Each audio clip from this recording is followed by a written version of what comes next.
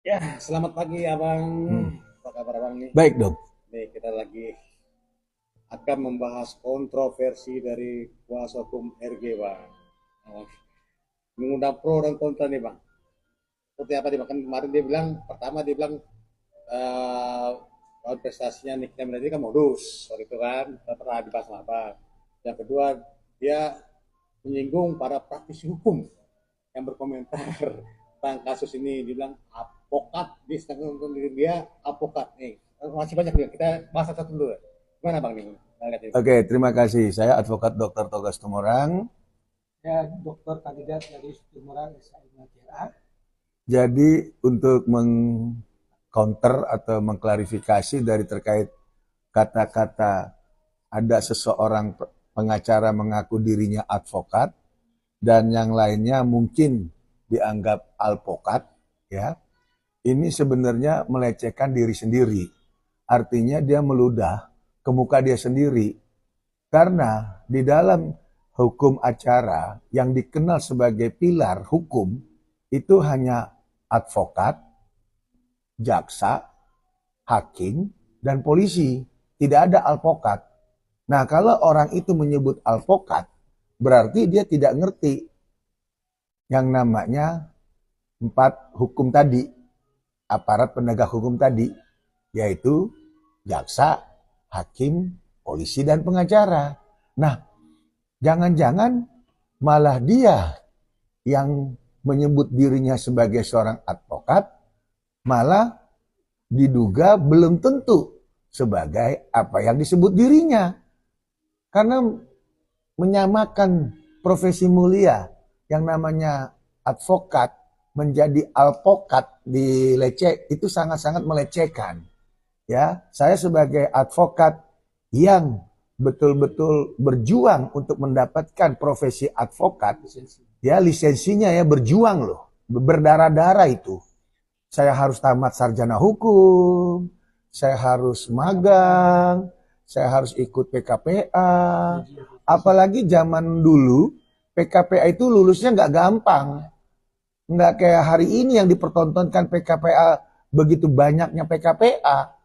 Karena organisasi kami yaitu organisasi Pradi itu sangat mendukung single bar, di mana advokat yang melalui PKPA kami di advokatnya Pradi, Bapak Profesor Otto Hasibuan, itu seleksinya sangat ketat, 0% kelulusan, bisa dibayangkan itu. Nah, jadi kalau ada seorang advokat menyamaratakan atau menyerang advokat lain dengan kata-kata alpokat, saya justru merasa tidak nyaman, merasa diserang, dilecehkan profesi saya sebagai seorang advokat. Dan kebetulan saya tidak berhenti di sarjana hukum. Saya melanjutkan ke strata 2, yaitu pasca sarjana magister hukum, dan strata S2 saya ada 2. Berikut juga strata magister administrasi publik. Demikian juga supaya saya linear dalam bidang hukum, saya lanjutkan strata 3, yaitu doktor ilmu hukum. Nah, jadi kalau ada orang yang keluar-keluar di sana yang mengaku dirinya sebagai seorang advokat dan menyerang advokat lain dengan kata-kata alpokat, ini jelas-jelas sangat tidak membuat saya nyaman sebagai advokat yang di bawah naungan organisasi besar, yaitu Pradi. Lagi sampai menyebut PKPA apa itu bang? Apalagi mengatakan belajar PKPA dari mana? Lah, itu kan syarat. Sebelum menjadi seorang advokat, ya wajib PKPA. Nah, PKPA di kami, di Pradi kami, yaitu Pradinya Otto Hasibuan, Profesor Otto, ya Wamenkum ya, itu diajarkan bagaimana terkait pasal, aturan, lalu berpraktek di dalam beracara, dan seterusnya, dan seterusnya. Jadi itu yang perlu kami tegaskan di sini. Kalau seorang advokat itu dilihat dari intelektual, kata-kata, bahasa, gaya tubuh, tekstur, dan jam terbang, serta juga cara berpakaian. Itu adalah cerminan sebagai seorang advokat yang menjunjung etika, tidak menyerang-nyerang orang lain. Terus lagi yang kedua nih bang, ini waktu siangnya kuasa hukum RG ini nggak apa-apa kan karena emang ada buktinya bang ya kan, berdasarkan bukti kita wawancara bang, siangnya dibilang tidak ada panggilan polisi terhadap RG, gitu. Dan dia menyatakan bahwa Bamit menyebarkan statement hoax, gitu. Sementara dibilang ngaku pada siang itu dia bilang RG tidak datang pada panggilan pertama karena dia sedang luar negeri gitu kan. Namun tiba-tiba malamnya dia datang RG dengan kuasa hukumnya ke Polda Metro Jaya dan dia berkilah bahwa itu adalah undangan bukan panggilan. Ada kepada yang terhormat. Wah, ini kan kita sebagai netizen yang buta hukum, seperti apa nih bang? Sebagai dokter dan juga praktisi hukum, seperti apa nih bang? Kilahan atau kata dia bilang itu ngeles, apakah benar itu bang? Seperti apa bang? Jadi perlu diluruskan. Kalau pernyataan Fahmi Bahmid ya, Bahmid ya. Kalau perkataan rekan sejawat Fahmi Bahmid itu dinyatakan bahwa ada panggilan, itu kan adalah bahasa umum, ya, karena dia dari kuasa pelapor, ya, dari Nikita Mirzani ataupun kuasa pelapor dari yang korban produk kecantikan, kalau tidak salah ya. Nah, saya rasa itu boleh-boleh aja. Dan bukan dibilang hoak. Karena itu kan fakta. Dia lebih tahu jadwal panggilan, lalu juga apa dalam bentuk laporan, dan seterusnya, dan seterusnya. Nah, namun kaitannya terhadap kata-kata undangan, kan itu. Nah, undangan ini bisa dikategorikan undangan dari mana? Kalau undangan dari polisi, ya wajib didatengin. Tapi kalau undangan dari pengantin Al-Ghazali, ya kita wajib datang ke tempat Al-Ghazali. Karena Al-Ghazali mengundang kita untuk hadir di acara pernikahan. Tapi kalau yang ngundang adalah polisi, ya wajib hadir di kantor polisi. Nah, undangan itu karena polisi itu kan untuk mendukung daripada hak jawab seseorang.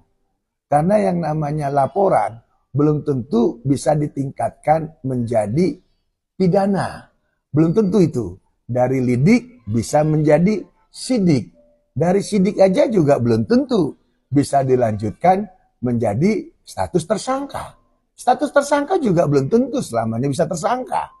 Bisa dilepas daripada status tersangka. Itu tahapan. Jadi tidak perlu diperdebatkan terkait undangan. Namun pada hakikatnya undangan di kantor polisi itu sama juga dengan panggilan gitu loh.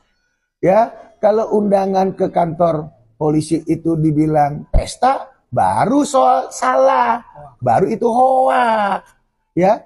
Nah, undangan ke kantor polisi juga tata cara berpakaiannya juga harus yang seperti apa adanya, yang pada umumnya.